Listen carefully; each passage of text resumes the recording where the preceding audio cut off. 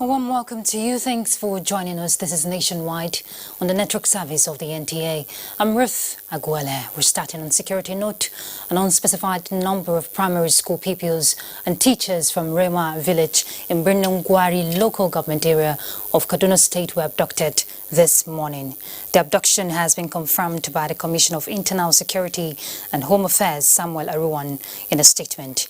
But our correspondent, Yahaya Isa, reports that the school pupils were later rescued by locals. That's the report we're hearing now, with 2 teachers being held by the abductors. Right, let's now join our correspondent, Abdullahi Mohammed. He joins us live now from Gwari to give us an update of the... Okay, he's in Kaduna, I hear. So he's going to tell us what's happening over there. Abdullahi, if you can hear me loud and clear, what can you tell us?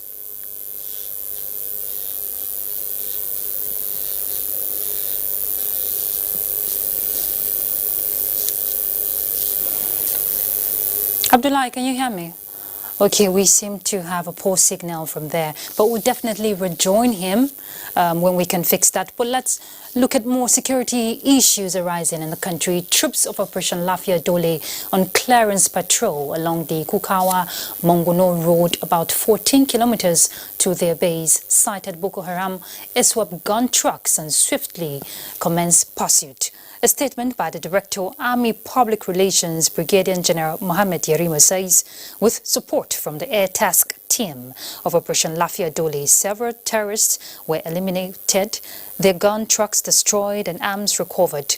Unfortunately, 1 officer and 3 soldiers paid the supreme sacrifice, while those wounded are currently receiving attention at 7 Division Medical Services, Maimalari in Maiduguri, Borno State. Right, the Chief of Army Staff, Lieutenant General Ibrahim Atahiru, has reaffirmed that ending Boko Haram insurgency in the northeast is a task that must be accomplished in no distant future for lasting peace to flourish in the region. The Army Chief gave the assurance while on a maiden operational visit to the headquarters of Sector 2 Operation Lafia Dole in Damaturu, Yobe State. Yunusa Suleiman has more to tell us. The one-week operational visit by the Chief of Army Staff, Lieutenant General Ibrahim Atahiru, is to enhance the ongoing counter-insurgency operations and boost morale of troops to achieve better results.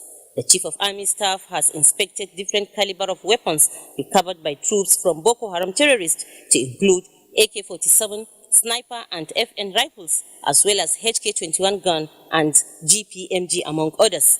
Destroy the camps. These are some of the things we have been able to recover. All the weapon systems we are seeing here.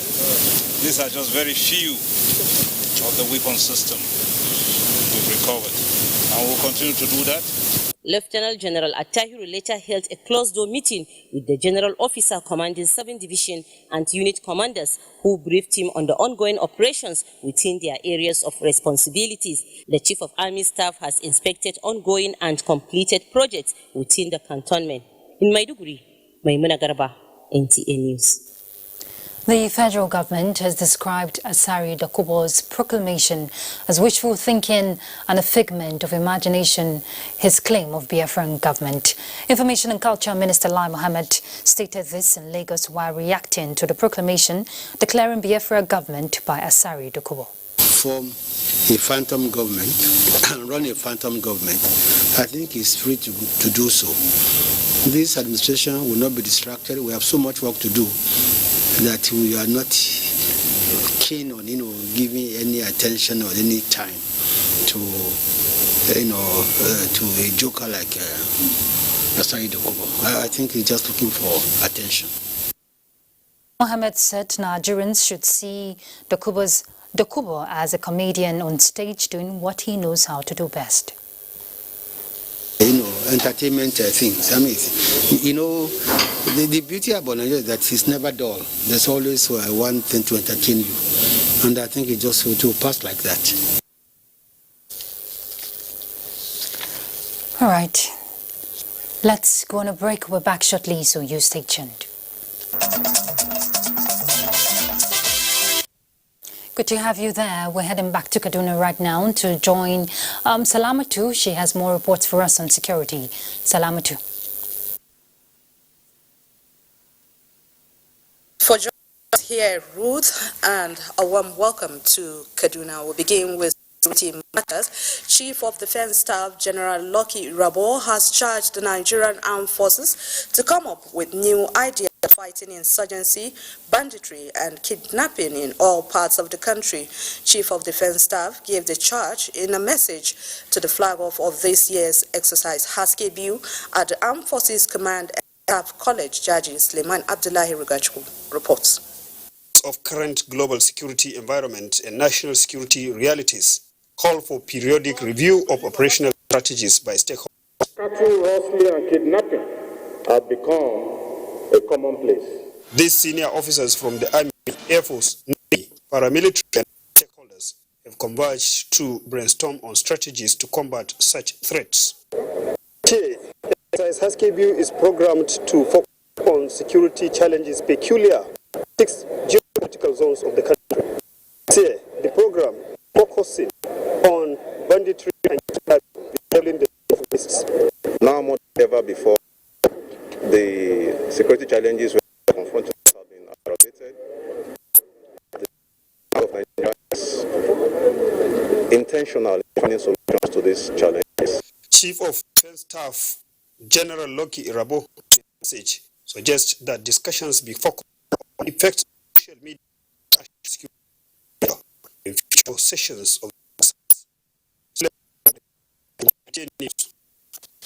And on power, electricity consumers in Kano will soon have a sigh of relief following the power to Kano electricity distribution company. Johannes Hassan reports that the two parties discussions centered on poor supply and billing system as well as solutions to the challenges. The report. I'm not satisfied with the billing system.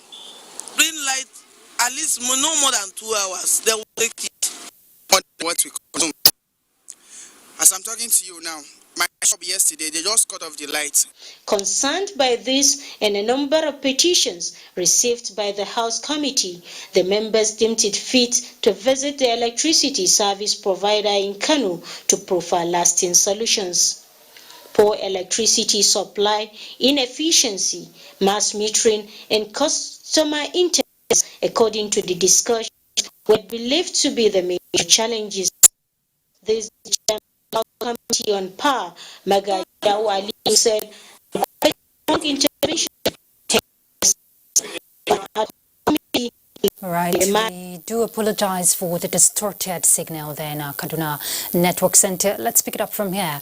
The federal government says it is fully committed to technological innovation for sustainable development. Vice President Professor Yemi Oshibajo gave assurance while flagging off the 2021 edition of Technology and Innovation Expo organized by the Federal Ministry of Science and Technology in Abuja. This innovation, he said, will be tailored at homegrown solutions in technology and in the healthcare delivery system of the country. The 2021 edition of the Expo is the 5th in the series.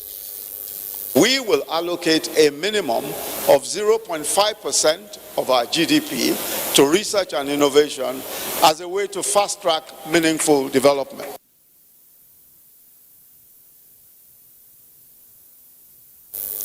right, let's look at business matters. Director General of the World Trade Organization, Dr. Ngozi Okonjo-Iweala, this Monday began a series of meetings with key officials in a 3-day working visit to Nigeria. Minister of Industry, Trade and Investment, Adeni Adebayo, who is the first to receive her, sought the support of the WTO in repositioning Nigeria in the global trade space.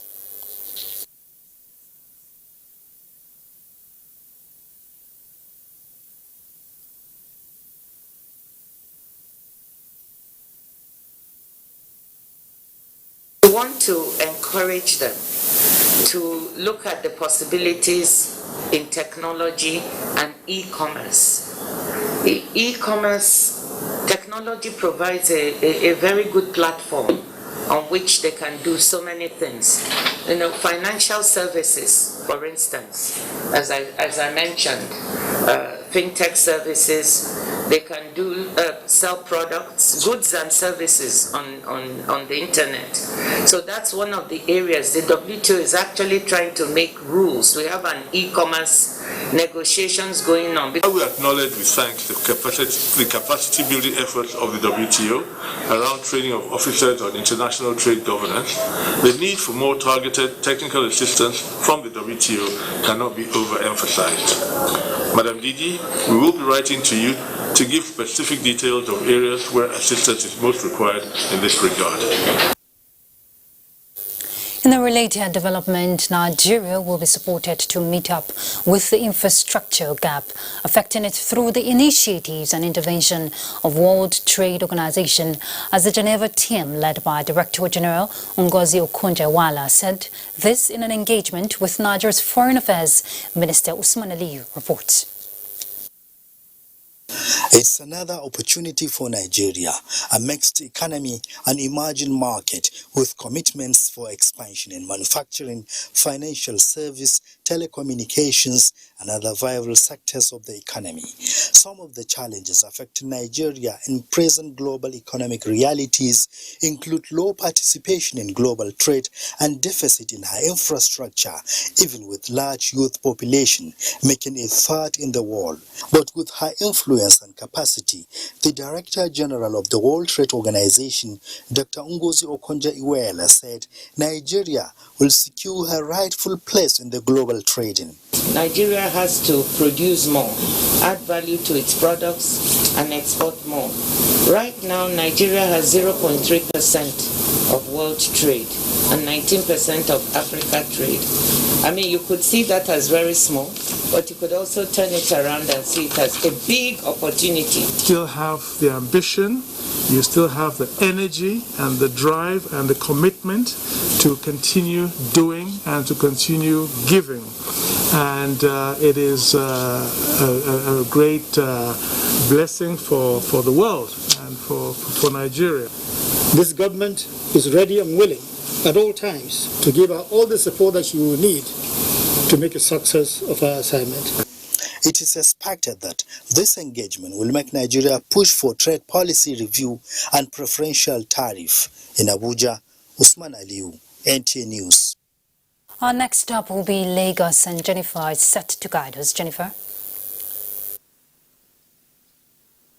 Thank you, Ruth, and more on business. Developing a new startup ecosystem that will accelerate conversion of ideals and innovation to bankable projects and businesses towards a sustainable economic growth is an initiative being adopted to encourage MSMEs. Permanent Secretary, Federal Ministry of Industry, Trade and Investment, Nasir Sani Gwazo, at a one-day stakeholders meeting on the development of draft on national policy for startups, said the policy will open up new frontiers. Abola Salami reports. Startups are regarded globally as drivers of sustainable economic development. In recognition of this fact, the Industry Development Department under the Federal Ministry of Industry, Trade and Investment has held its first stakeholders engagement meeting on the development of a draft on national policy for startups in the Southwest Geopolitical Zone. The roundtable discourse, which is expected to harness the inputs of stakeholders on how to enrich the policy and chart a way forward for startups, is also aimed at ensuring economic development. This startup policy will be the first of its kind in the country, and therefore it is expected that the policy will address the critical challenges limiting startups in Nigeria. There are concerns of the federal government at stimulating economic stability through the macroeconomic sector and the ease of doing business initiative, as well as the economic recovery growth plan, are ideals pivotal to boost startups. The timing for this policy is apt, especially now that the federal government of Nigeria is making frantic efforts to promote sustainable economic growth. When we are looking at the national policy to assist startups, especially in Nigeria, we're going to now take a deeper look at why startup fails and what we can do to assist startups in Nigeria. The fact that startups generate new ideas, products, services, and new jobs, government with the draft national policy on startups, stakeholders agreed, is poised to reposition Nigeria's business. In Lagos, Abolade Salami, NTA News. And on health, having a holistic understanding of endometriosis challenges has been described as a panacea in providing support for endo survivors. This was the consensus of speakers at an awareness forum organized by the British Deputy High Commissioner in Lagos. Glory Agara is an endo survivor, as they are called. She says she has had the disorder since she was 17. It's very traumatic because you have to live life with pain, and then it's not just the pain, it can affect other organs and stuff. So it has the mental part where you're depressed. Endometriosis, according to medical experts, is a disorder of the female reproductive system. It occurs when tissues similar to the lining of the uterus are found in areas outside the uterus. Experts at this forum attributed this to the lack of awareness among Nigerians and healthcare practitioners. 3 out of 10 cases of infertility in Nigeria could be attributed to endometriosis. Increase the awareness within the hospitals, within the schools, within the PTA associations, and generally changing the norm and the misnomer that, oh, menstrual pain is a normal pain. Although medical experts say there is yet no cure for endometriosis, they all agreed that there is hope for the sufferers. Endometriosis cannot kill you. It doesn't kill. It doesn't kill. It will only make your life uncomfortable if you have pain and all that. You go through the stress. By the time you get to menopause, the function of the ovary dies. Survivors like Glory must be informed that it is not a death sentence. In Lagos, Dotun Ogunyemi, NTA News. We have more on the news, and Ruth is on standby in Abuja. Thank you, Jennifer. The successful conduct of the online voting system adopted by the African Union is a proof of the ability of the Commission and member states to find and implement African solution to global problem. The newly elected and reappointed commissioners of the African Union took oath of office at a virtual ceremony. Adebola Brookslyn Sunday reports that Nigeria's Ambassador Bankole Adeoye, who took over from Sesewuma Minata Samati, was one of them.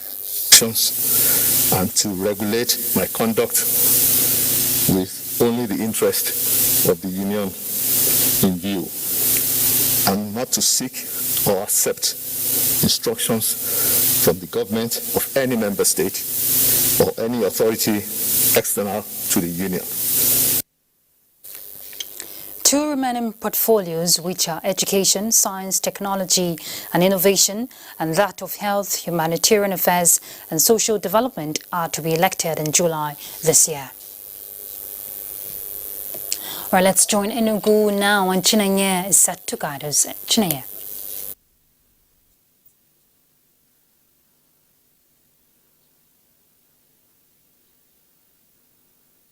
Okay, we're having poor signal there from Enugu. We'll definitely rejoin Chinenye if we can fix that.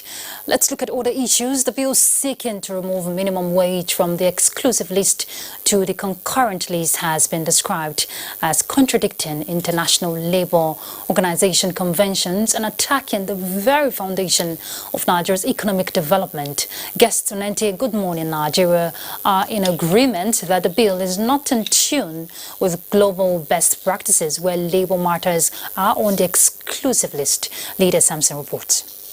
Workers create wealth in every nation. The need to protect the vulnerable workers across the public and private sectors, key players say, cannot be compromised for optimal productivity. It is in the light of this that labor issues are placed on the exclusive list of countries. I know what is involved. I support labor 110% on this matter because they are not being selfish this time. Right. My gentleman here, comrade here, has spoken at length. And everything he says, if I'm a teacher, marking him, I will score him 95%. The guests decried the attempt to disregard the current 30,000 minimum wage, which is a product of painstaking engagement and negotiation by key players. They are, however, convinced that the bill, which they describe as a distraction, should be thrown out. And the last floor that was set at 30,000 was not an imposition by federal government. It was a product of painstaking negotiation lasting over a year, bringing together these critical stakeholders to agree at this floor. But at the end of the day, it is not what we wanted.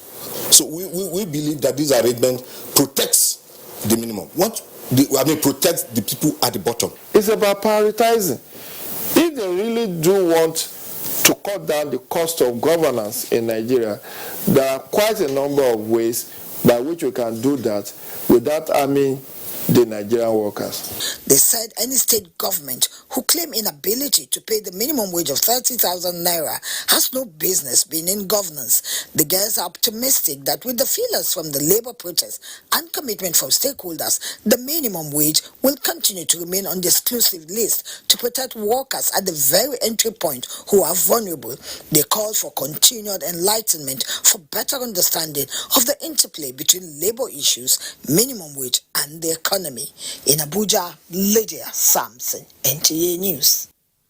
Well, let's rejoin Chinenye in Enugu. We hear the signal is clear now. Chinenye. Thank you so much, Ruth, for rejoining us in Enugu. Enugu state government has commenced the COVID-19 vaccination in the state with frontline health workers at the Esut Teaching Hospital Isolation Center. Susan Eze has details of this report. The experience of being the first person to take this vaccine in Enugu state is overwhelming. I can tell you that almost 30 minutes after taking the vaccine, I'm still held and heard, no reactions yet. So I want to encourage everybody in Enugu state to come and take this vaccine. Dr. Okechukwu Obodo, one of the first set of frontliners that attended to the first 2 COVID-19 index cases in Enugu State in March 2020, makes history as the first to receive the COVID-19 vaccination in the state. The decision to begin the vaccination with frontline health workers, according to the Executive Secretary, Enugu State Primary Healthcare Development Agency, is to give priority to the health personnel working in the isolation and treatment centers. Dr. Ugu confirmed that Enugu State received 65,410 doses of the Oxford AstraZeneca vaccine.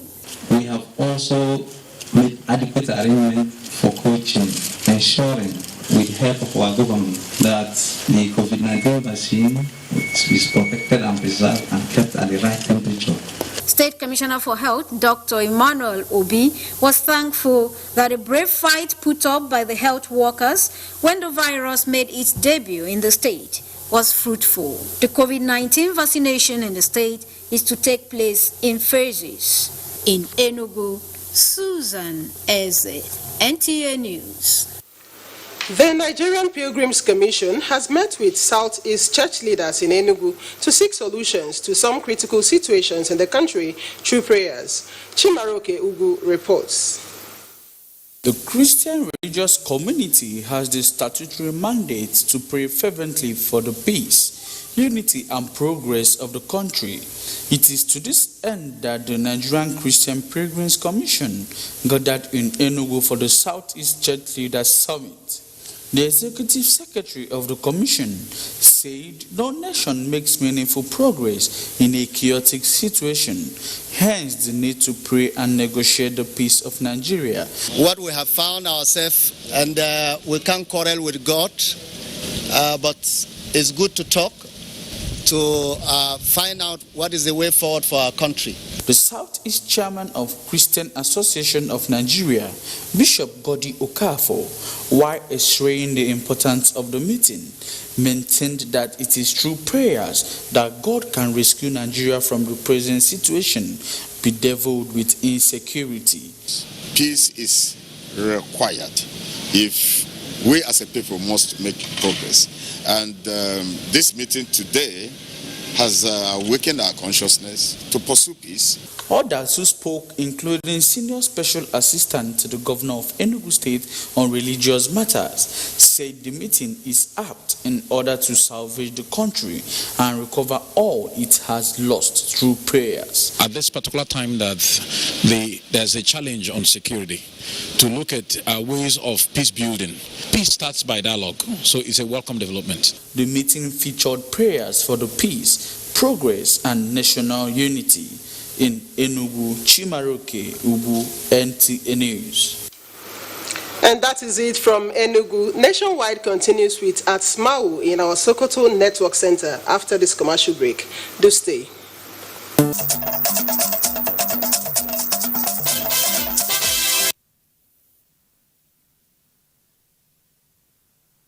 And welcome to Nationwide from Sokoto Network Center. The Memorandum of Understanding on the roles of federal and state governments under at-risk children is to be reviewed for effective implementation. This came to the fore during a courtesy visit to Governor Aminu Waziri Tambol by the Special Advisor to the President on Social Investment, Mariam West. Dalhatu Abdullahi reports.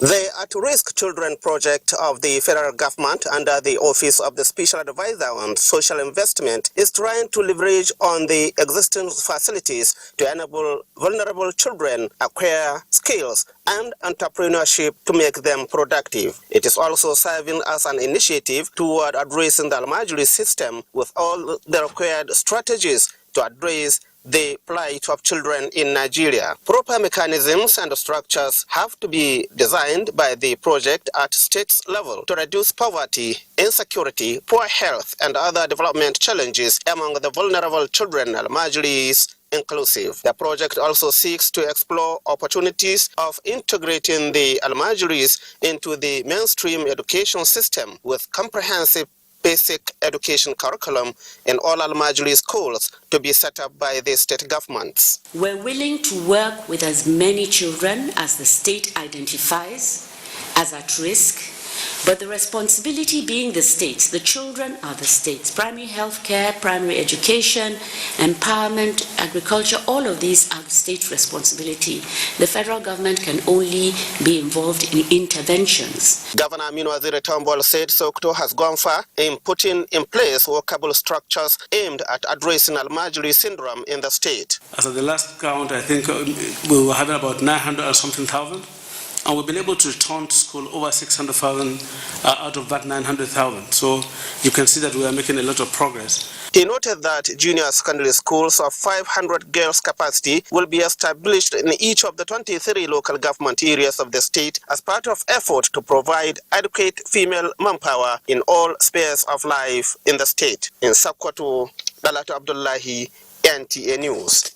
The President of the Muslim Ummah of Southwest and Deputy President General of Nigerian Supreme Council for Islamic Affairs Southern Nigeria, Rasaki Oladeju, says Sultan Muhammad Saad Abubakar has established a formidable Muslim unity in Nigeria, which is hard to efface. Rasaki was speaking when he led a team of Southern Muslims on a courtesy call to the Sultan. Sheikh Muhammad Dati reports. This is the first time Muslim leaders from southern part of Nigeria are paying courtesy call on the Sultan in Sokoto. Alhaji Rasaki informed the Sultan that the Muslims Ummah from the southwest are proud of his leadership. He described the exemplary leadership of the Sultan and his non-discriminatory posture and gestures as worthy of emulation. While affirming the loyalty of the entire Muslim from the southwest Nigeria, Rasaki described the introduction of General Purpose Committee by the Sultan as commendable. That the Nigerian Muslim Ummah has absolute confidence in your leadership as a rallying point that has become a template for all our sundry in Africa. Sultan Muhammad Saad Abubakar, while thanking them for the visit, pledged support and cooperation towards the development of Islam. He said Muslims are growing in all parts of the world, hence the need for the Ummah to uphold the teachings of their religion seriously. Whatever we have done together is purely what Islam ordered us to do. We have not brought anything new, because we know a Muslim is a brother to another Muslim. So we must take ourselves as brothers wherever we find ourselves. The monarch assured of the Sultan's readiness to propagate Islamic ideals all over the nation. In Sokoto, Sheikh Muhammad Datti, NTA News. And that's it from here. The news will continue with Ruth in Abuja. Good afternoon.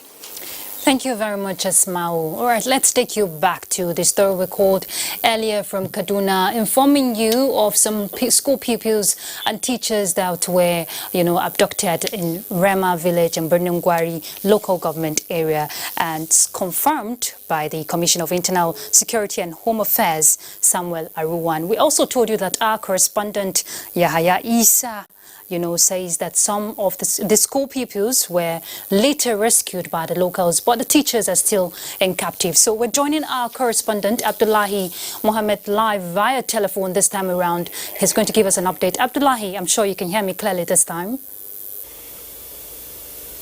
Abdullahi. Okay. Just as we have shifted our energy towards following leads that is expected to take us to the day that we'll see the release of the students that were taken from the College of Forestry Mechanization, Africa, here in Kaduna. Then this sad story just knocked in this morning, a devastating one and very sad. I spoke to Yahya Isa, who went to Hema. Hema, he said, is about 7 kilometers away from Birnungwari local government area itself. And he said he got there this morning. He was able to interact with the witnesses and even pupils that were rescued. He interfaced with them, he interacted with them, and then also told me that unfortunately two teachers were taken away. And he also said that there are some animals also that they were able to cut away this morning. Okay, and I'm very sure the state don't know how the people there are feeling, because they haven't come to terms with the abduction of the Federal College of Forestry Mechanization in Mando, and yet we're seeing this happen this morning. But good news, can you give us a clear confirmation that the pupils have been released? We got that information from our correspondent earlier, so you want to clear that for us? Okay, he has been able to send some footages to us, confirming that he was there. In fact, he emphasized the fact that the name of the village is not Rema, but it's Hema village. If you look at the video there, you can see he said that the school is deserted. Everybody, the pupils and the rest of the teachers that they have left the school. But he got there, he took those shots and then sent to us, confirming the story that I told you about. They said the villagers too are, scared, but it's a sad story generally. Okay, definitely we expect them to be in a very sad note, Abdullahi. But from where you are, what's the mood, of the people there? It's becoming, something of concern where schools, children are no longer, safe in schools, boarding schools precisely. Yes, this issue has become the talk of town. If you go to clusters of people that and they're discussing. What you hear is that they're discussing about this continuous abduction of especially students now. Some are saying maybe these people don't want people to go to school. But the main issue is that people are also discussing the fact that the government is not holding its hand and watching what is going on. That they're making efforts with the security agencies to ensure that the students taken about 3 days ago are released, and also what has happened just now. Earlier, the state government has sent out a statement confirming what has happened, and then and so on and so forth. So they are appreciative of the efforts that the government is doing in terms of rescue and also protecting the schools, especially those at the weakest links, like just this one that we have seen in Hema village. All right. Thank you very much, Abdullahi, for your input there. We'll definitely be rejoining you in our subsequent bulletin to get more update as the case arises. Thank you very much, Abdullahi. You're welcome. All right, let's look at other issues arising around the country. Funding the host communities development trust, an equal part of host communities in the oil and gas industry, were part of resolutions reached at the end of a one-day retreat on the proposed petroleum industry bill by the South Caucus of House of Representatives held in Uyo. And Sikak Okon reports. The retreat on the proposed petroleum industry bill is targeted at reforming the oil and gas sector of economy, promote transparency, accountability, and create a profit-oriented platform for oil industry in the country. Akwa Ibom State Governor, represented by the Deputy Moses Ekpo, declaring the retreat open, says the proposed petroleum industry bill, when passed into law, will align with the institutions governing the administration of oil and gas industry to create a conducive environment for oil prospecting activities. I believe that working together, we can take our people out of the current climate of marginalization and exploitation to an era when they will truly benefit from the natural endowment which God has graciously given to us. The minority leader of the House of Representatives, Godwin Elumelu, presented a communique reached at the end of the retreat. Consolidation of all environmental laws and regulations in the oil and gas industry. Ensure that the industry is operated in line with contract transparency as a global best practice. Relocation of headquarters of all oil majors to their areas of operation. The retreat had technical session while key stakeholders buttressed the need to give the host communities the right of place. In Uyo, Nsikak Okon, NTA News. Minister of Humanitarian Affairs, Disaster Management and Social Development, Haji Sadia Umar Farouk, has flagged off the distribution of a special grant to 2,900 rural women in Benue State. Permanent Secretary of the Ministry, Bashir Noura Al-Kali, who represented the minister at the event, says the objective of the program is to encourage beneficiaries to attain sustainable livelihood. Blessing Omeche Ebute has details. In Benue State, 2,900 rural women were beneficiaries of the one-off grant of 20,000 naira, which is expected to increase access to financial capital.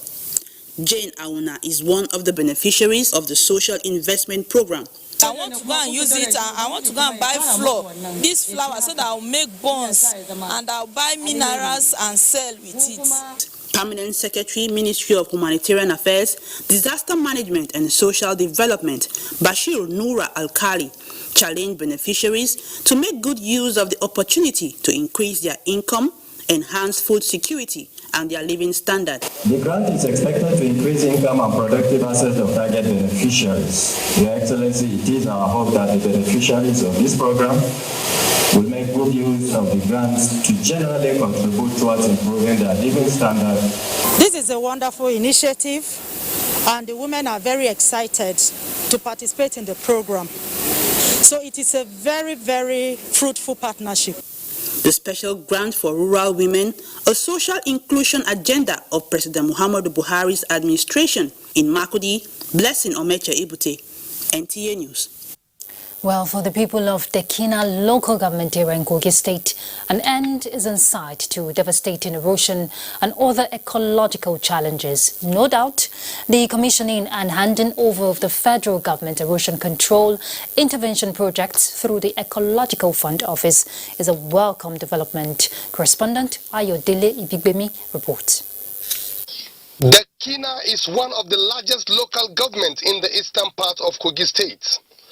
For over 20 years, it has been experiencing continuous erosion and flood menace that threaten lives, destroy properties, farmlands, and the foundation of many buildings in the area.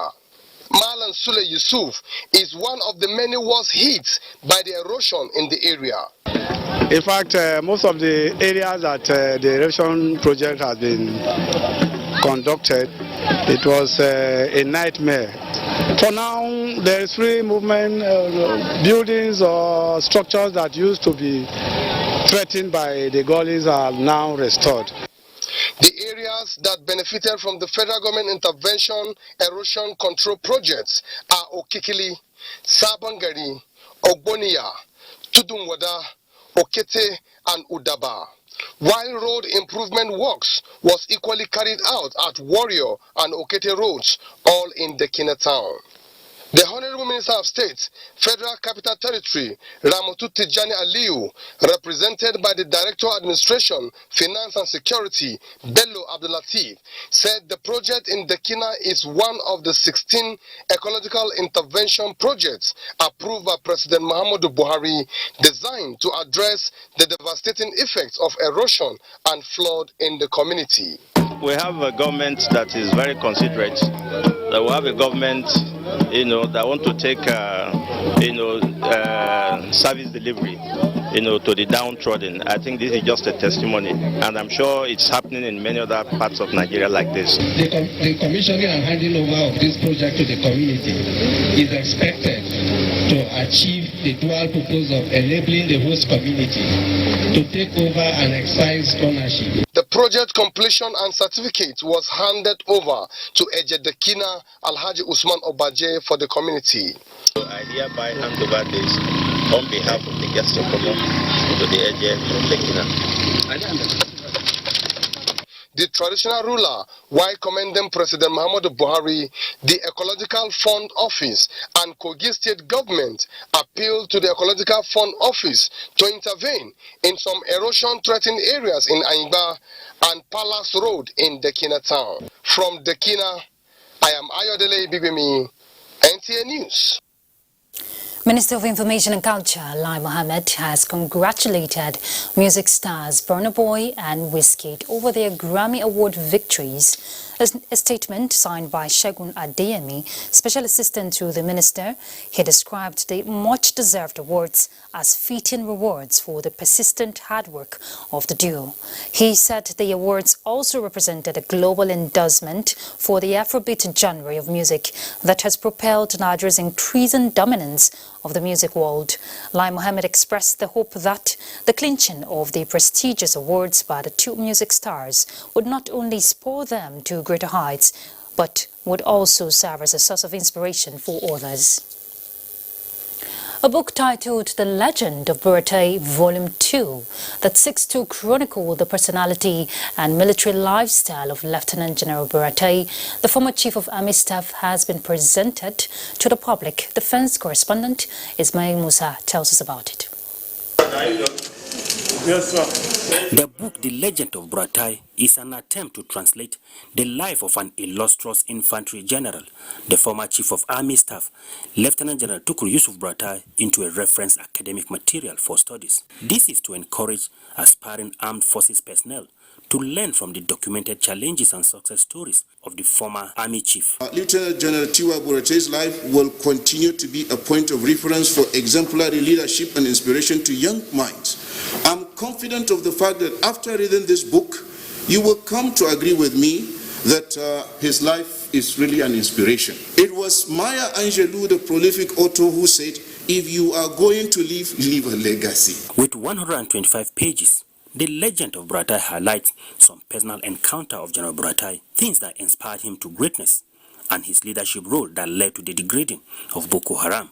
And I'm also proud that I've served. You have all appreciated me. You have seen the hard work we have done.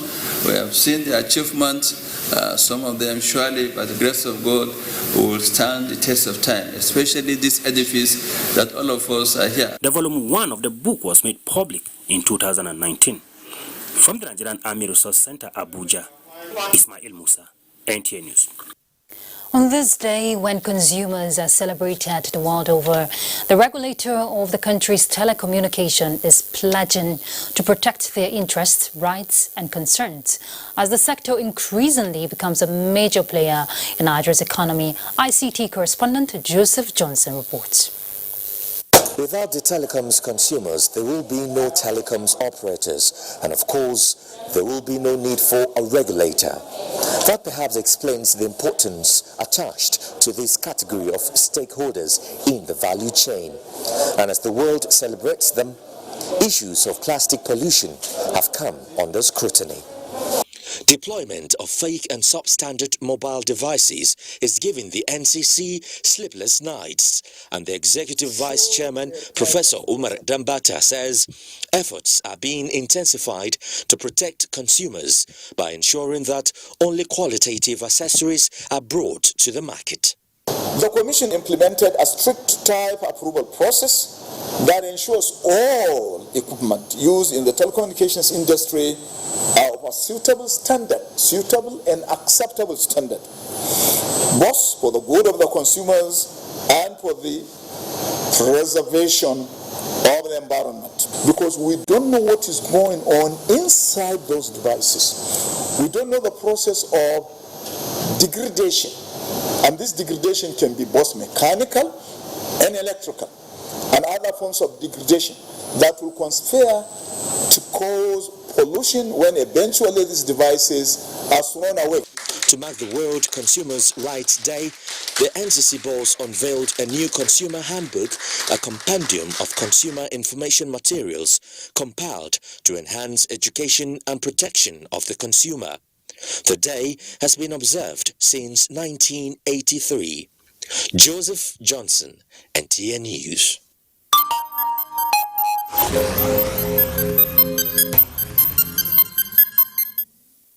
Well, let's bring you a COVID-19 update. The Nigeria Center for Disease Control has announced 205 new cases of COVID-19 in the country.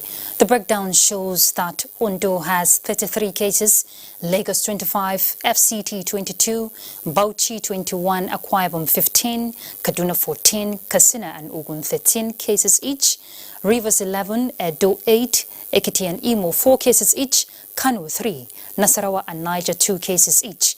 There are now 160,537 confirmed cases. 144,714 have been discharged, while 2,013 persons have died from the virus in the country. All right, let's talk sports, but Tamara Ibiwe will guide us. The zonal finals of the Principals Cup have been fixed for March 18 to 22nd, while the national finals will hold between 26 to 31st March 2021. Students will compete in athletics, table tennis, and football. It is meant for students in secondary schools, students who are actually identified by their principals. I want to discourage using of non-students or mercenaries in this program so as to achieve one of the key objectives of getting talents from this program. General Secretary of the Nigeria Football Federation, Mohammed Sanusi, says the election of the Federation's president, Amaju Pinnick, into FIFA Council is a welcome development as the nation strives to reclaim her rightful place in the scheme of things. Amaju has the capacity and the capability to bring in many Nigerians into football administration.